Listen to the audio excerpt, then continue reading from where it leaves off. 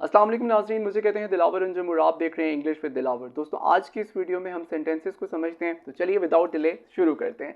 Sentence सबसे पहले आपने याद रखना है कि it is a group of words that express a complete thought. ये 3 पॉइंट्स आपने अगर समझ लिए तो आपको सेंटेंस समझ में आ जाएगा। सबसे पहले ये ग्रुप ऑफ वर्ड्स होते हैं, नंबर 1। नंबर 2, ये कंप्लीट थॉट को एक्सप्रेस करते हैं। इसके साथ it must have a subject and a verb. याद रखिएगा सेंटेंस के अंदर सब्जेक्ट और वर्ब का होना बहुत ज़रूरी है, बट इट मे और may not have an object. Object optional है, हो सकता है कि ऑब्जेक्ट हो और हो सकता है कि ऑब्जेक्ट ना हो। एग्जाम्पल से आपको समझ में भी आ जाएगा। और एक और बात आपने याद रखनी है, sentence always begins with a capital letter and ends with a full stop. उसके आखिर में हमेशा एक पीरियड आएगा, फुल स्टॉप आएगा। ये चीज़ें आपको अगर समझ में आ गई तो अब आप सेंटेंस को आसानी से अंडरस्टैंड करते हैं। कुछ एग्जांपल्स के थ्रू समझते हैं। यहाँ पे लिखा हुआ है कि आई एम राइटिंग अ स्टोरी। इसी तरह यहाँ पे देख सकते हो कि John has bot a painting, it is raining. एक और एग्जाम्पल, सारा स्क्रीम्ड।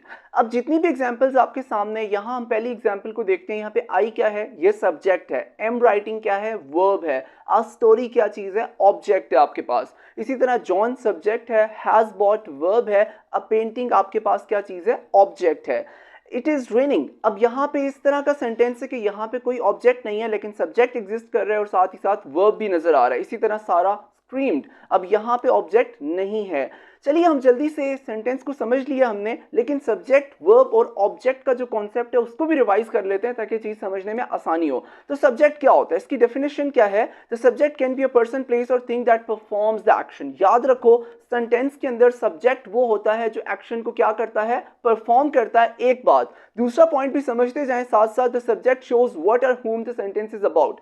यानी कि सेंटेंस जो है वो किसके बारे में है, जिस चीज के बारे में सेंटेंस होगा वो उसका सब्जेक्ट होगा। देखें, एमा jumped high into the air, बड़ा सिंपल है। एक्शन किसने परफॉर्म किया, एमा ने। तो आपको पता लग गया क्या ये चीज है, ये सब्जेक्ट है। लेकिन दूसरी एग्जांपल देखें, Tokyo is the capital of Japan. अब टोक्यो ने कोई एक्शन तो नहीं परफॉर्म किया, लेकिन ये सेंटेंस किसके बारे में, टोक्यो के बारे में, तो इस वजह से ये सब्जेक्ट है। आई होप कि आपको सब्जेक्ट का कॉन्सेप्ट क्लियर हो गया होगा।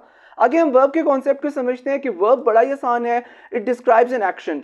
फर्स्ट लेवल पे तो यही है कि वर्ब क्या होता है, एक्शन को डिस्क्राइब करता है, लेकिन समटाइम्स स्टेट के बारे में भी बताता है, कैफियत के बारे में बताता है। यहाँ पे लिखा हुआ है शी रन्स एवरी मॉर्निंग। अब रन्स क्या है, यहाँ पे एक्शन को शो कर रहा है। They play soccer in the park. अब प्ले क्या है, एक्शन को शो कर रहा है, but at the same time verb एक स्टेट को भी शो करता है, किसी की कैफियत को भी शो करता है। लाइक ये देखें, लूसी इज स्मार्ट। अब लूसी इज स्मार्ट, इज यहाँ पे आपके पास क्या है, एक स्टेट शो कर रहा है, वर्ब है। इसी तरह जैक सीम्स एंग्री। अब सीम्स क्या चीज है, यहाँ पे ये स्टेट शो कर रहा है, वर्ब है। आई होप कि आपको सब्जेक्ट वर्ब समझ में आ गया। ऑब्जेक्ट तो उससे भी बड़ा आसान है। ऑब्जेक्ट क्या होता है, पर्सन प्लेस थिंग कुछ भी है। Receives the action is called the object. जो एक्शन को रिसीव करता है उसको आप क्या कहते हो, ऑब्जेक्ट कहते हो। एग्जाम्पल से क्लियर हो जाएगा।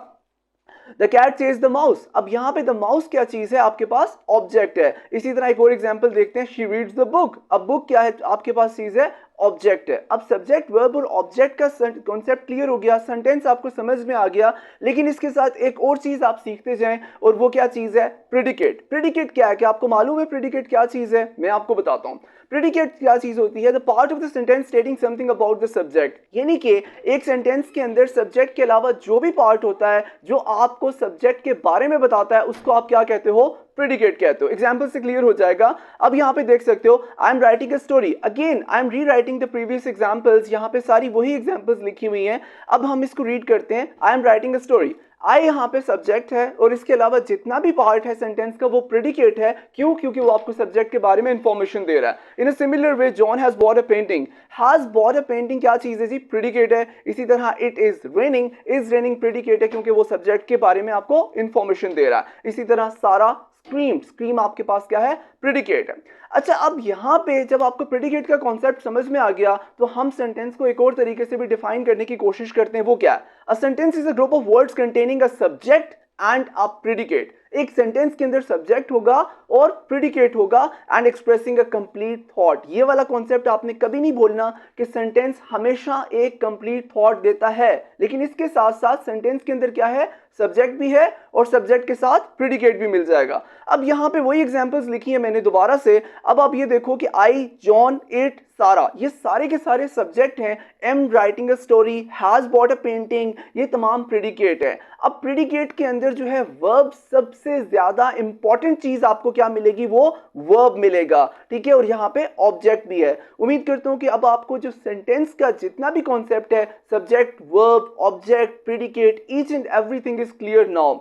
दोस्तों अगर आपको मेरी वीडियो अच्छी लगी है तो आपने क्या करना है, इसको लाइक करना है, दोस्तों के साथ शेयर करना है, और अगर आप मेरे चैनल पे नए हैं तो मेरा चैनल सब्सक्राइब करना ना भूलिएगा। और सब्सक्राइब करने के साथ साथ आपने बेल आइकन दबा देना है ताकि मेरे आने वाली नेक्स्ट वीडियो आपको जल्द से जल्द पहुंच सके। बहुत जल्द मिलेंगे नेक्स्ट वीडियो में, तब तक अपना ढेर सारा ख्याल रखिएगा। अल्लाह हाफिज।